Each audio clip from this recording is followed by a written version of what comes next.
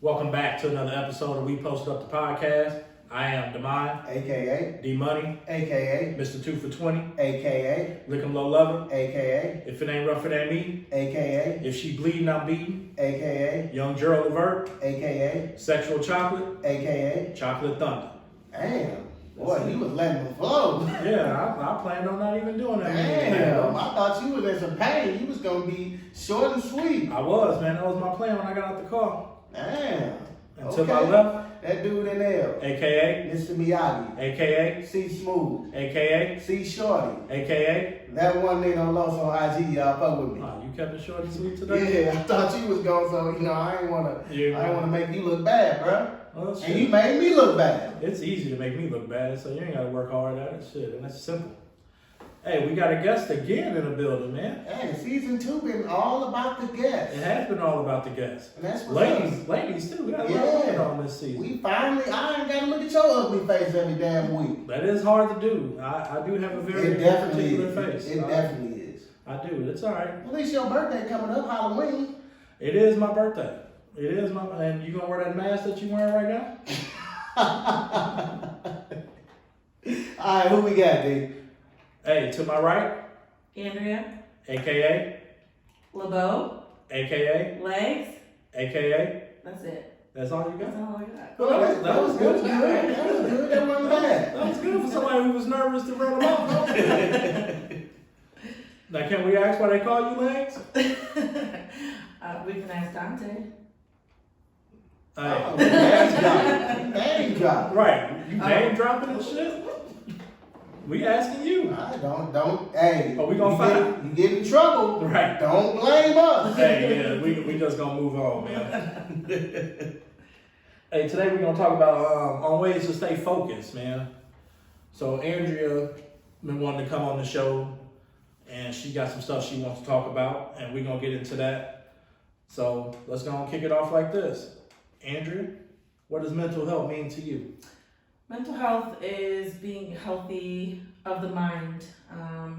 It can be physical, it can be mental. What's in the name?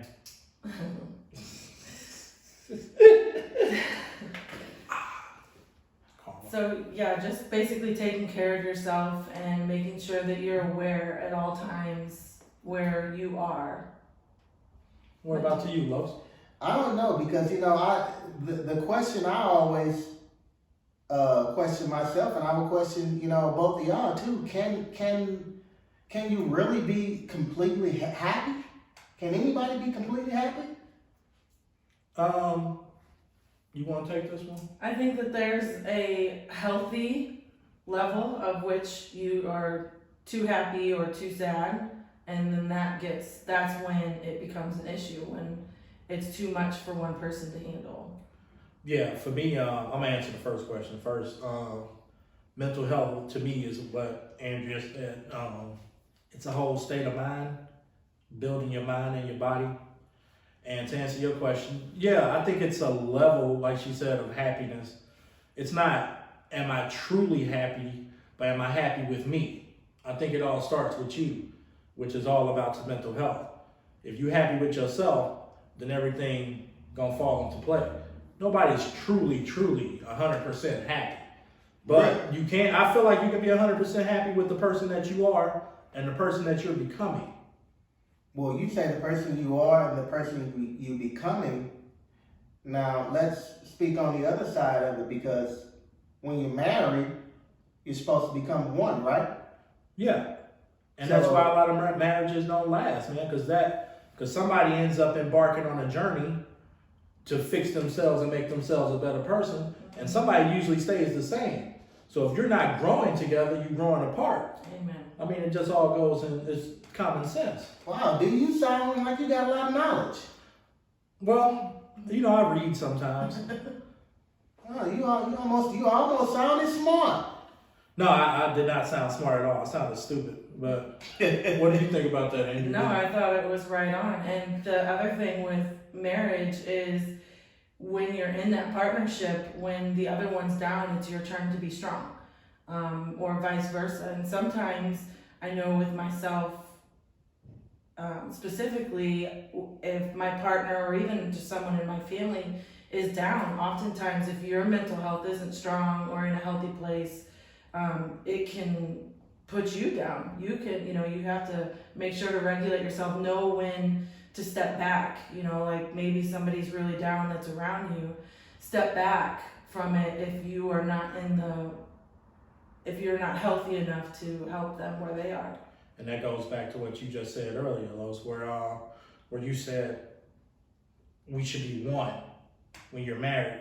Like she said, when I'm down, that other person needs to pick me up. Because that's all about being one. Not just two different people riding on two different trains. It's all about one, and those trains got to be together. So would you say that happy wife, happy life quote is bullshit then? Nah, women will make your lives hell, man. That ain't got nothing to do with being married, man. You know that yourself. Shit, you're in a relationship with a woman, they know how to make your shit hell, man. So yeah, I do agree with happy life, happy wife. You agree with it? It Yeah. didn't sound like you did. I agree with it. That does know how to make your life hell. Well, So if you I keep think it's the same way.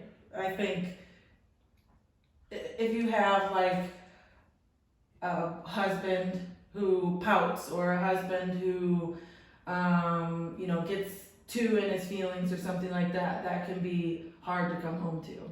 Yeah, but the bottom line is a nagging woman can be a nagging woman. Once she open them legs, you know what I'm saying? Y'all sitting on a gold mine. We ain't sitting on no gold mine. So what you saying, Andrea, is you don't like a sensitive guy. I mean, I think that there's time for that, but no, I like strength and somebody who goes in and gets stuff done. You said something just a second ago that I've always wanted to touch on. Since you said it, let's touch on it. You said the phrase, "in my feelings." What does that mean? Because I think that phrase is overused. If I'm telling you I don't like something that you're doing, that's not me being in my feelings. That's me expressing my feelings about something that I don't like. And I think a lot of people overuse the term, "oh, you in your feelings." No, I'm telling you about some shit that I don't like. And this is how I feel about it. That's not me being in my feelings. That's me letting you know something. Well, it sounds like to me you in your feelings right now. Nah. That touched your nerve when she said that. No, it's just a phrase that I think is overused, and I think everybody has a different definition of it. Because for me, being in your feelings is, like you said, pouting and whining about stuff all the time. Get out your fucking emotional ass feelings and let's move on. But if I'm expressing to you, Andrea, I don't like the way you fucking cook. I mean, I probably wouldn't say it like that, but I don't like the way you cook. That's not me being in my feelings. That's me expressing my feelings to you. Hey, if we're in a debate, if I'm in a relationship with somebody and we're in a debate, that's not me being in my feelings. That's me expressing my feelings. It's a big difference. So what, okay, well, you pointed out pouting. So what do you consider pouting then? Man, I think pouting is just dumb shit, man. Like, okay, we go to the store and they ain't got no butter. Move on, bitch. Grab another stick. Damn, I said it again. Damn, D. God, You were doing so good until, our last person came on, Joe, and she just fucked you up. Anyway, just grab some more butter. They don't need to be emotional about it and whining because they out of butter. But who are you to say that's nothing to be pouting about if it's a certain type of butter you like to use to make your meal just right? Then now you got it. Now things are thrown off. Or you don't know what's happened throughout their entire day, and that was just the last straw. It was like everything negative is happening today. Like everything is going wrong. Hey, you just don't eat that meal. You move on. Well, that means that, in my opinion, that means you're in a healthy way with your mental health and you're handling things. Yeah, you just move on. Well, some people can't. That is true. That's very true. See, well, and the reason that I'm giving y'all both kind of pushback because I'm sensitive. We know. And I pout sometimes, and I don't feel like it's being. You I feel like pout I have, reason to do it, sometimes. You pout. So So we understand. Yeah, but I have, my opinion should be valued just as much as anyone else's. So I don't feel like, it's always, even if it feels like, I'm in my feelings, I'm in my body or whatever, it should mean just as much as anything else. Everything you said is very true, and I agree with you. But I think what me and Andrea was trying to say, it's all about how it comes off. If it comes out as pouting, that's all we both hear. Am I saying that right? You're saying it right. But if it comes off as a conversation, that's something different. But if it comes out as you whining about, oh, why there ain't no water in the refrigerator? It comes out as nagging and you all in your feelings. But if you come and say, hey, why nobody put the last of the water in the refrigerator? Why is it that hard for somebody to do? I like to come in and have cold water. It's a big difference. But the way you said it is more so nonchalant than, I don't know. I don't know. To each his own. It's just funny to me, the example you used. I don't know why that was funny. It was just funny though. Because you probably wanted some water and somebody left a little bitty swig in that motherfucker, you remembered it? Miss LeBeau, is that all right if I call you? Sure, it's Liznesky, but you can call me LeBeau. Hold on. It's what? It's what? I thought she said Ice Cube. Liznesky. Yeah, okay. You can call me LeBeau.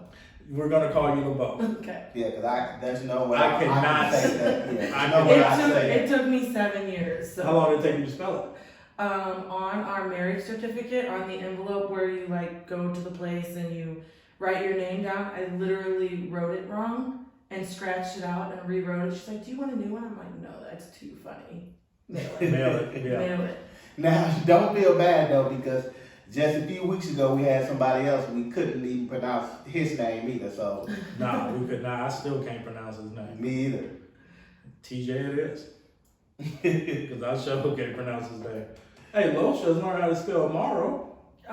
Good Yeah. job. And he's had that name for almost 40 I years. try, I try. Proud of you. So, when you stressed out, what are the things that you do to relieve that stress? Or you know what? Let's go back to that. What are the things that causes stress for you in life? Sure. From least to most, I would say, just your normal. Just give me your top 3. Okay. Your normal bills and, just making sure that everything is taken care of and paid on time. Then work.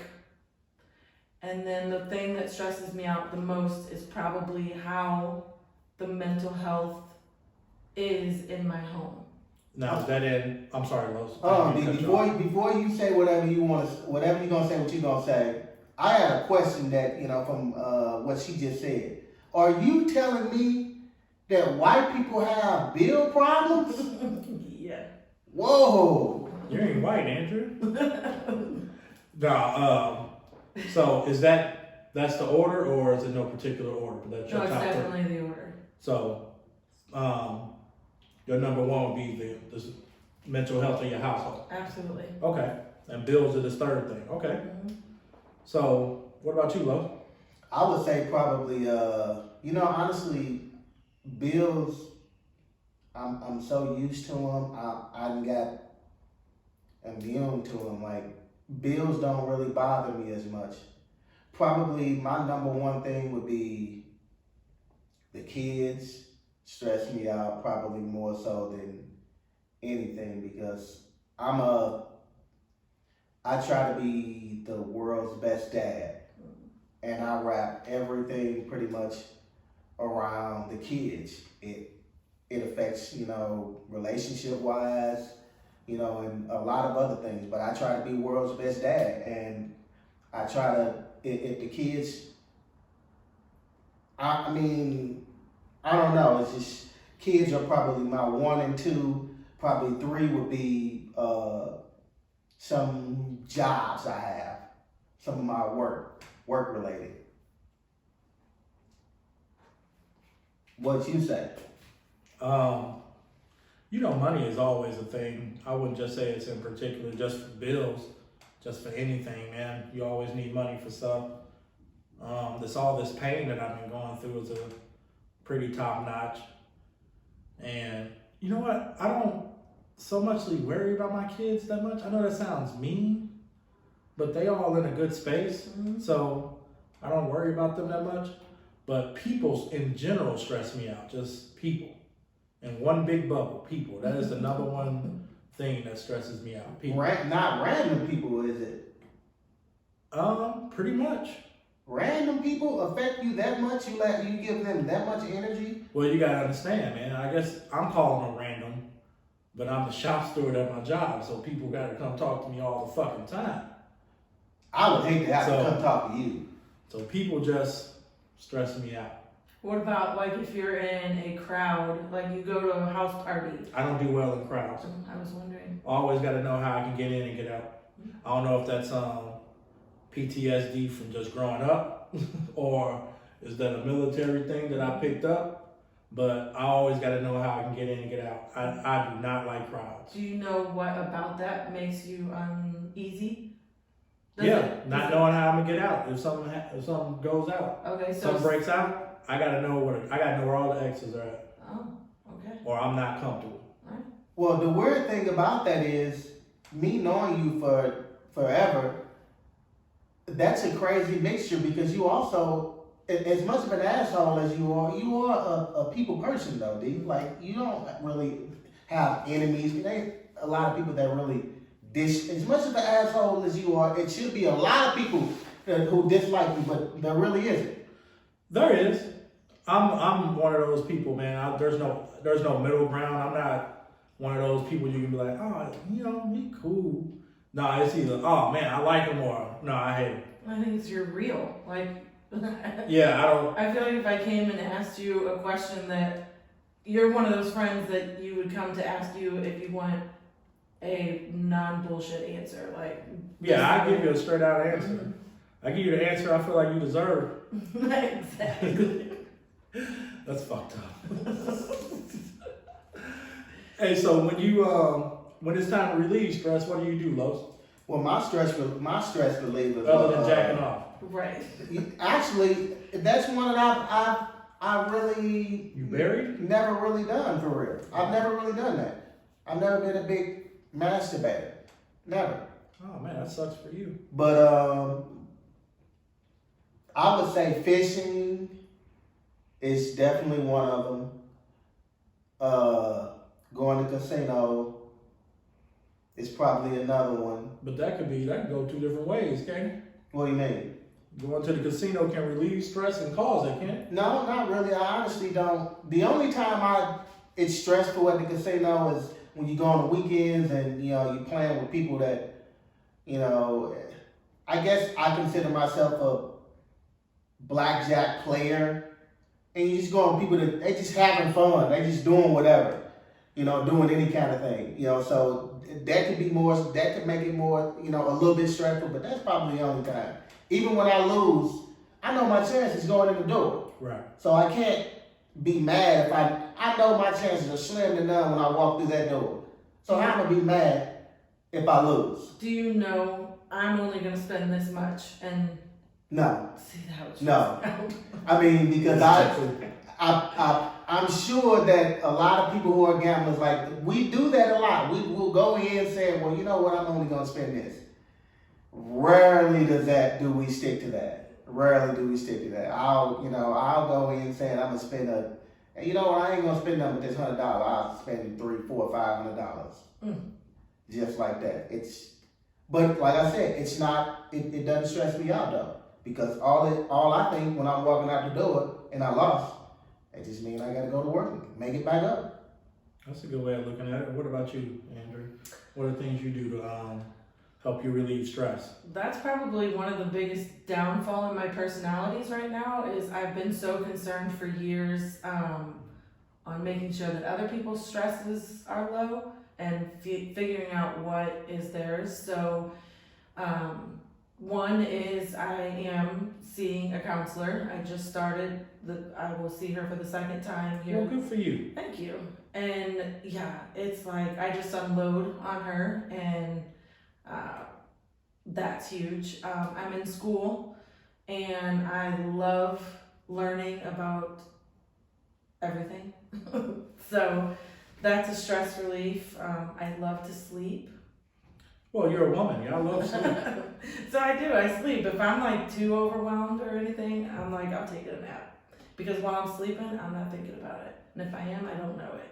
So Really? That's true. That's a good one. I never thought about that. Sleeping just to, take the stress away. I never even thought about that. by the time you wake up, you're over it. But the other thing with me though is it's hard for me to just sleep though. It's hard. I'm not a big sleeper like that. I am. Yeah. For me, I guess I'll rub one out, I ain't mad about it. Get in the shower and watch some kids flow down the shower. Ain't no thing to me. And so like that can, I'm really curious about this. That can, like, let's say you're stressed because you don't have enough money to pay this bill. You do that and like, you no longer think about that? Like, I literally Like- fuck that bill. I wrap that bill in my hand. oh, so you and I like, fuck that bill. it's a metaphor of like, Yeah. or whatever, like, oh. Give it a try. Just- Like if you burn something in a fire of, an old boyfriend who did you wrong or girlfriend. I've never had an old boyfriend. That did me wrong. Well, you burn their picture and you're like, I'm done. Well, that's what we did back in the 1900s. Now you delete them out your phone because nobody don't remember nobody's fucking phone. I got a new fire pit. I'm burning everything. Burn them bills too. Fuck it. So what do you do when your boyfriends break up with you, dude? Oh man, I cry and shit. I call you up and we go, we have some wine and sit on the couch and you paint my toenails and shit. It's really great. Now you want to go on denial? I was just about to say that all this stuff is supposed to be a little personal, D. We're asked. not really trying to get personal though. You asked. You shouldn't ask. I asked about your boyfriends. Hey, you asked. I said this is what I do. So y'all both brought up kids as a stress, as y'all top 3 stresses. So how important is it to check on your kids daily? I think it's more important than checking on anything, especially nowadays. Well, I mean, let me rephrase that question. Okay. How important is it to check on their mental health? Not just checking on them, seeing how they're doing, but checking on them mentally. Right. And I would still say it's the exact same thing because every day could bring up a new, like from social media, you see. Yeah, cyberbullying is a thing. Oh my gosh, it's disgusting. And they can't get away from it. So like you think it goes away for a minute because it's been deleted, but then everybody already has it and then everybody already knows it. I mean, in a split second, everybody knows everyone's business and it's just, you can't get away from it. It's something that we didn't experience. No. We experience our own things, but nothing like this. And so how do you parent? Well, they are making a big deal out of it now. I guess it's about time though, with Facebook and Instagram, in a lot of trouble about, these kids. But do you blame it on a lot of it on them, or do you, is it just the kids are soft now though? That's what I was gonna say. I don't think, to answer your question flat out, I think the kids are a lot softer, but they're a lot smarter than we were. But cyberbullying couldn't happen when we were kids because we would have been assholes right back.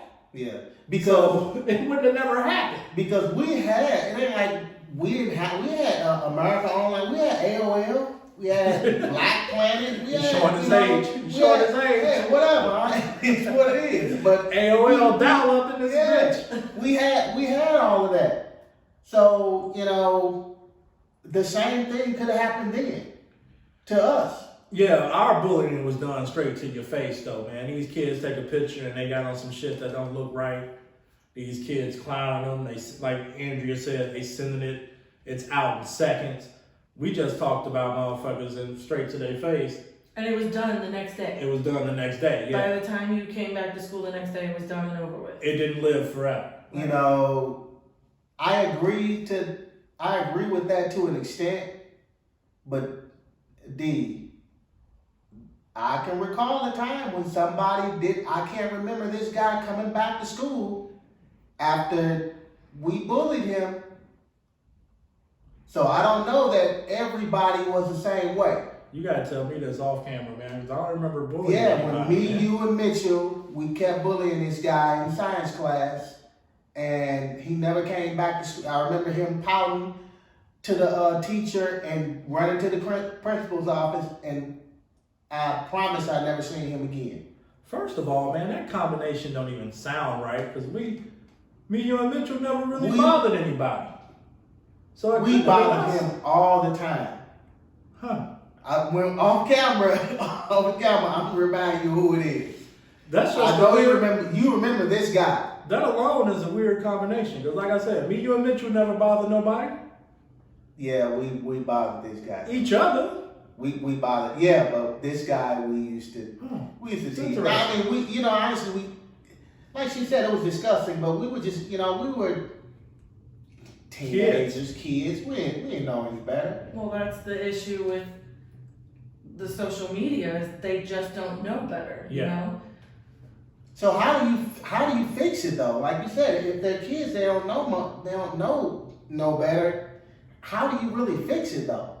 I don't know that there is. I think that what it truly is that you have, as a parent, you have to be involved. As a school principal or teacher or whatever, you have to be involved. Like you just have to be involved and just listen and understand that they have stresses that we don't get.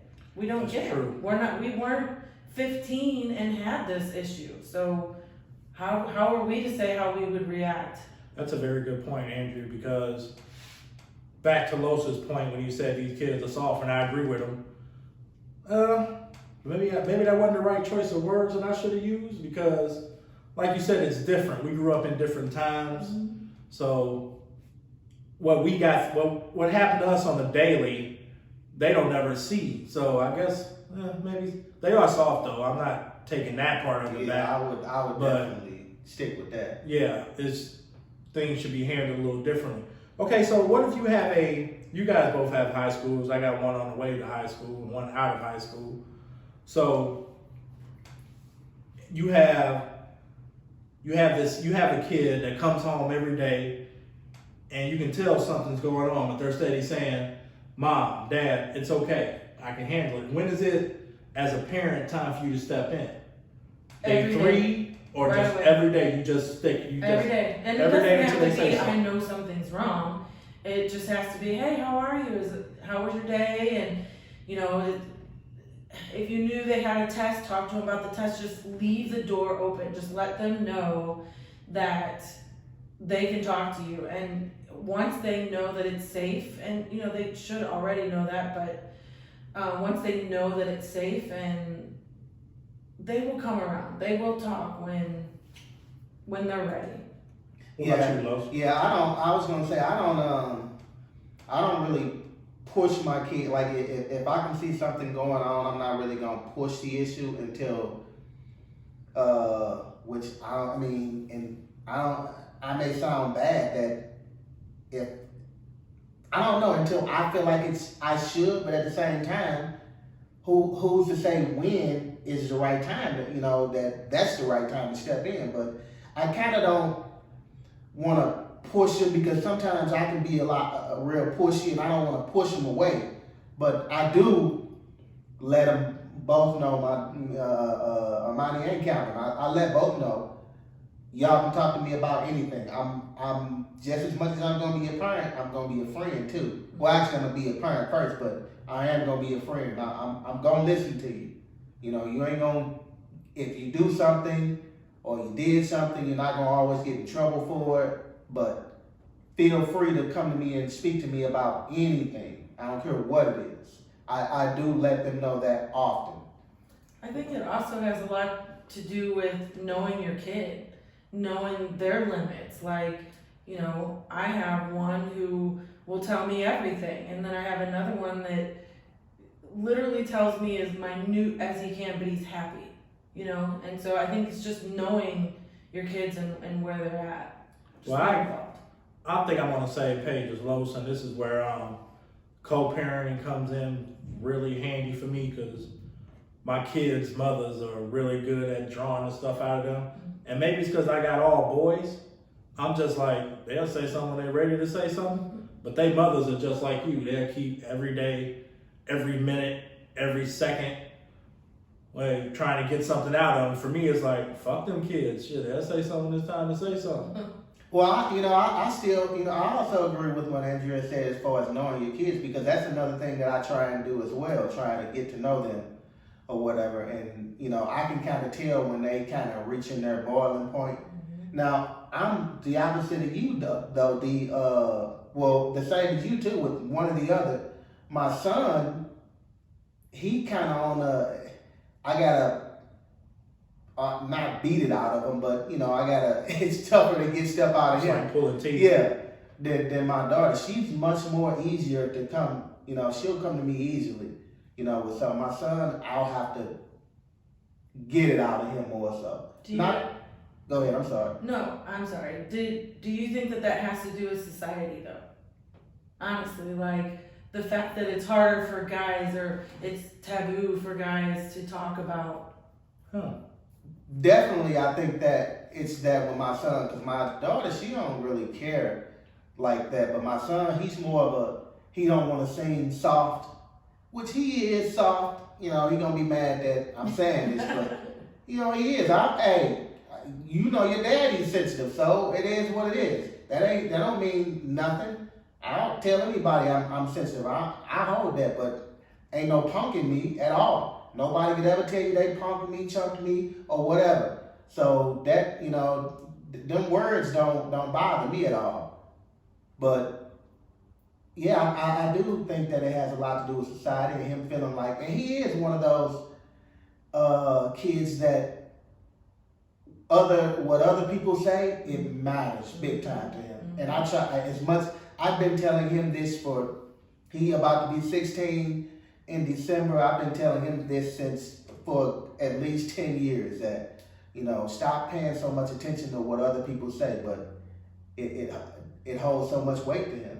And that's a personality thing, I think, Yeah. Hey, I don't know. So, as far as you said about the society thing, I don't know. In the 1900s, when we were growing up, guys had to be a certain way and women had to be a certain way. I will give it to these kids. They don't mind expressing their feelings now, whether it be male or female. They will say how they feel, and they're not afraid to cry and do all that stuff. I mean, we held all that shit in until it gave us an ulcer, because that's what we were always taught to do as men, as young men.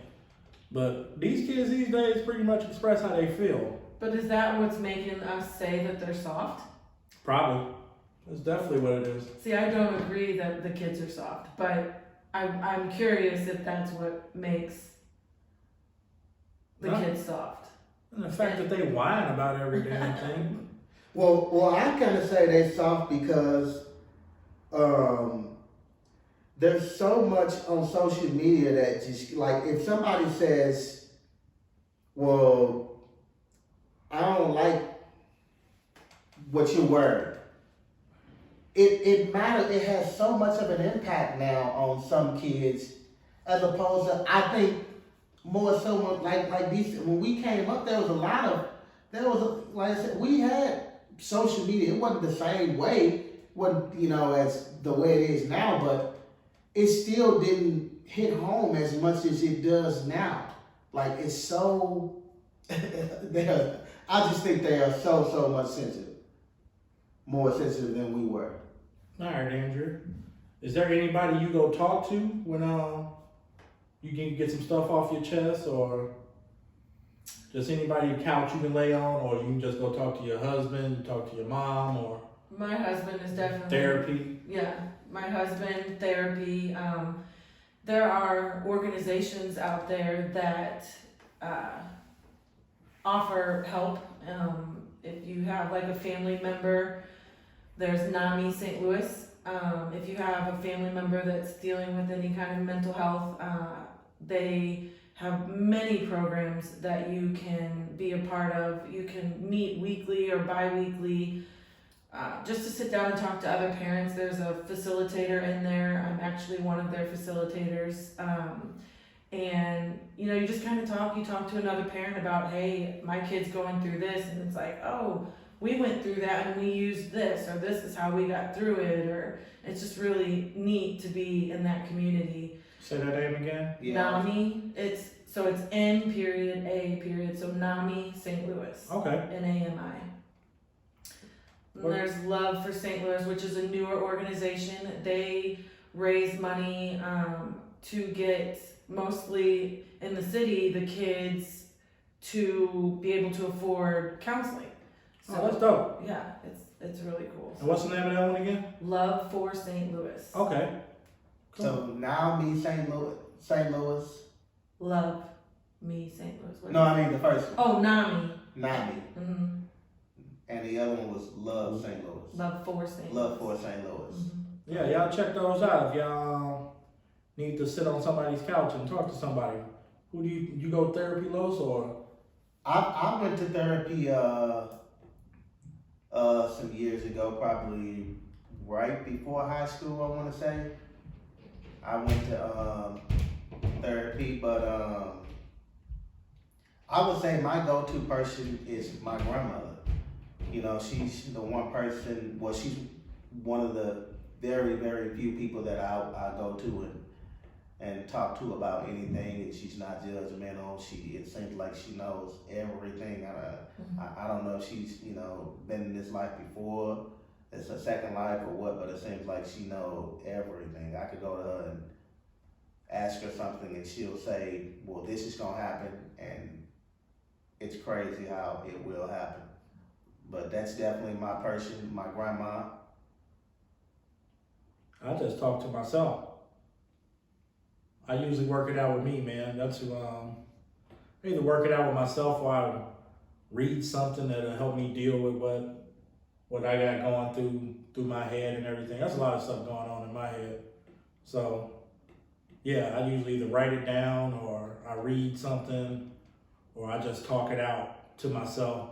Mm-hmm. That's how I deal with it. Mm-hmm. And the other thing that I do, like when I'm, like I've been in some dark places or whatever. I don't know if I've said it before on the podcast, but I do suffer from anxiety. And I went to, actually I was supposed to go to see a couple of doctors probably 3 months ago, but I never did go. But one of my things that I do when I'm in those when I'm in those dark places is, I'll call, I'll just get in the car and ride, and I'll call my little son Chase, and just talking to him, it just about nothing. It just puts me in a different mind space or whatever. Just hearing him how he's just talking about it, and he's showing, no emotion about nothing.